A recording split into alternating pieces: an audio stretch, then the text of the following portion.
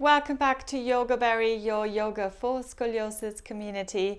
Today I've got a lovely restorative practice for you, which is great for this time of the year where we all need to start slowing down a little bit more. And this is a great practice to release any tension around the neck and the shoulders. It's great if you have a little bit of kyphosis, so a little bit of rounding or even a lot of rounding in the upper back, for example. It's great for anyone with scoliosis, as we usually have a lot of tension in the upper body. You will need a few props for this practice. So I am using a yoga bolster, I've got a yoga block, and I've got 2 blankets. But feel free to adjust once we get into the practice and just use anything that you might have around the house to create a similar shape. So if you can get everything ready and then join me on the mat. I'm Christine Jareggi-Berry. I'm a yoga teacher and I specialize in yoga for scoliosis. If you want to know more about our Facebook group or if you want to know about my online courses, then do check out the description below.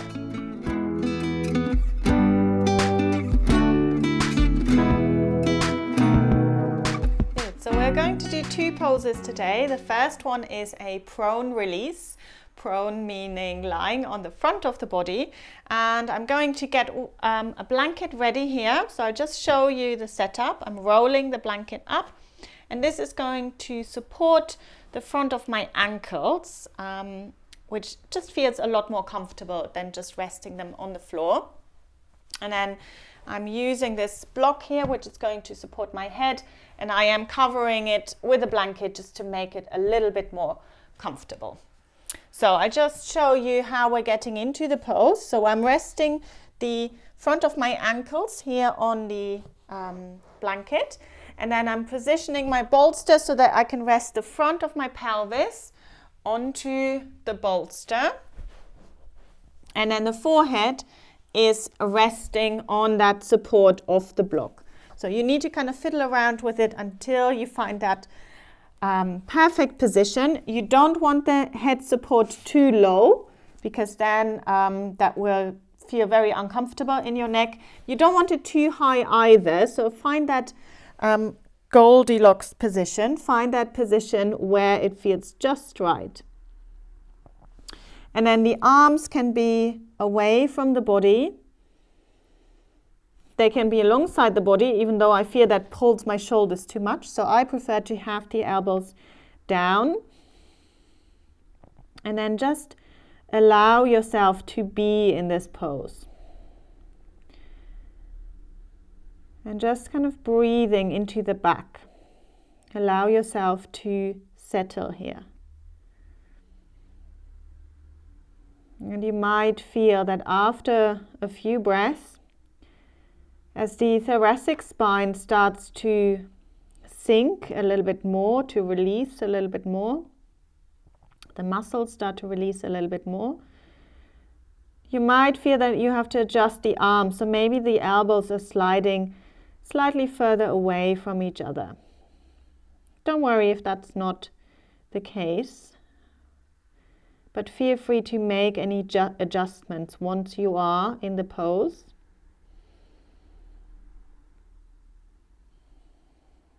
And then just allow yourself to be still. And this is a pose that we can practice for 2 minutes. We can practice it for 5 minutes. And I sometimes use this as my shavasana, so I would sometimes even stay 20 minutes because it's such a great way of releasing any tension in your neck, in your shoulders, and in the back. So see if you can allow for the breath to expand a little bit more into the back of the body.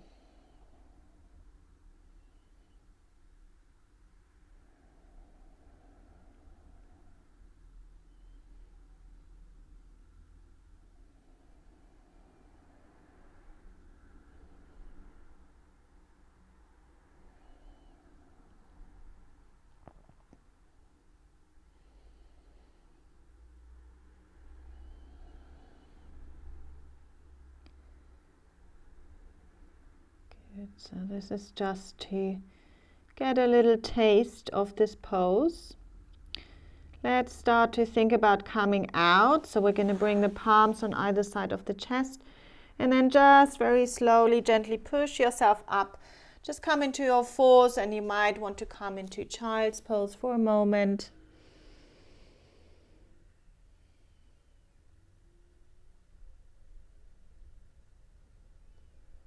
Good, and then bringing yourself back up into sitting. Good, so this is a wonderfully calming pose, and you can obviously, if you practice, if you know the setup and you want to practice this again, maybe set yourself a timer and stay for about 5 minutes to begin with, and just see how you feel afterwards.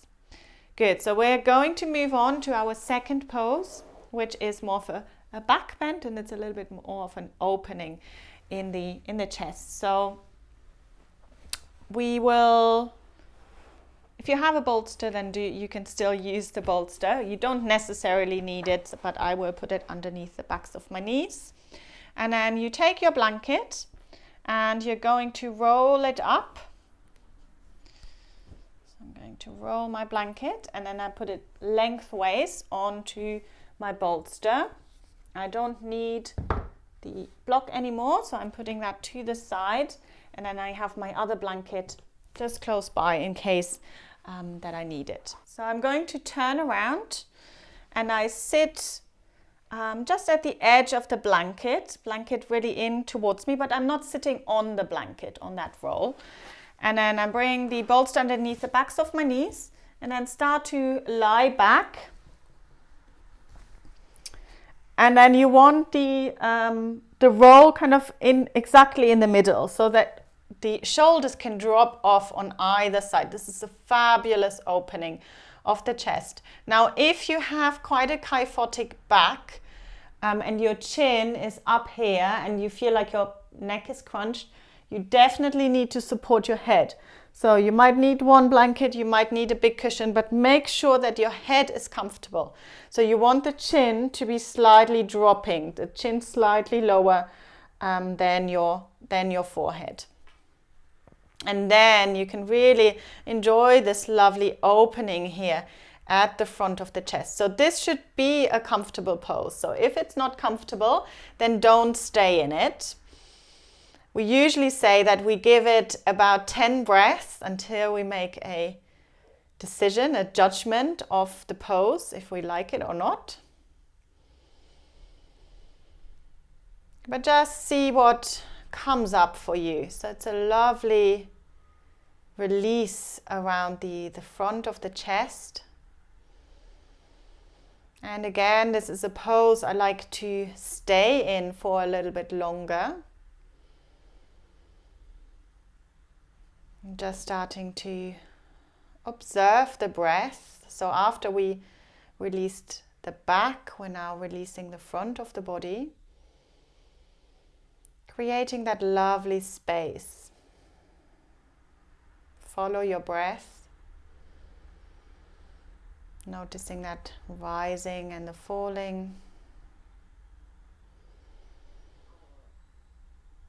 And then start to really turn inwards. You might want to close your eyes for a few minutes. Just allowing yourself to be here.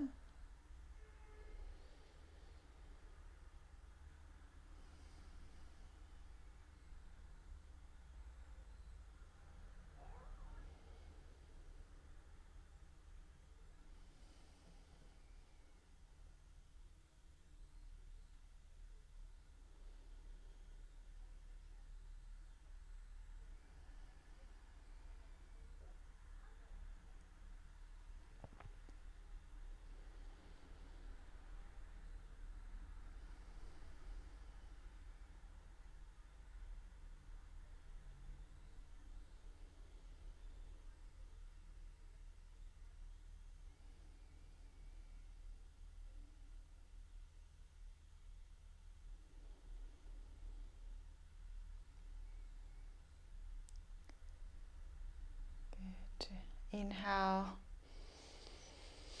Exhale. Let's just bend the knees, maybe resting your feet on your bolster if you're using a bolster. Pause for a moment, there's no rush. And then turn yourself over to the side, just lie on your side for another breath or two. And then supporting yourself with your hands and then coming up into sitting.